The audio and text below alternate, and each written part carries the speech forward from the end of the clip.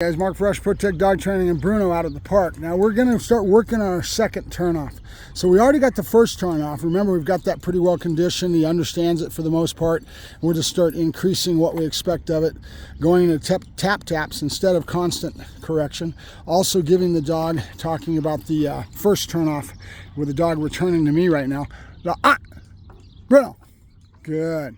So in that context, one of the things that you saw me doing was having the dog go into Velcro. When you start using the stim collar and he starts expecting it so much, he doesn't want to leave you.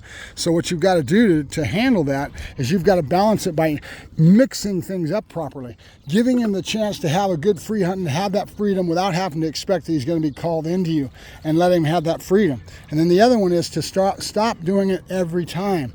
You'll have me do it where I'm trying to show the dog in a nutshell that when he does the right things that he's going to win. So by not even hitting the collar and then reaffirming the positive, moving backwards quick, running away from him, hot dogs, whatever it takes to reaffirm when he does the right thing, he doesn't even have to face the stim, right?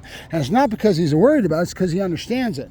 And it's minor irritation. You don't need to do it. You want to show trust so he starts learning how to win. In other words, if I do the right thing, I don't even have to feel the stimulation at all.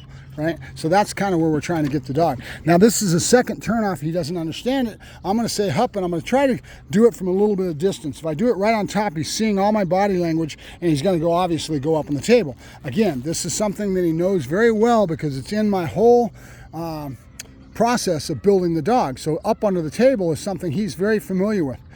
And we don't teach him anything new. We're doing things that he knows so well that we can tie in and layer in the collar where he can understand the concepts. So this is the second time that'll happen. It'll be the same kind of a logical approach where when the button gets put on right when we start the command, he flows towards the table, and as soon as he touches the top of that table, it goes away.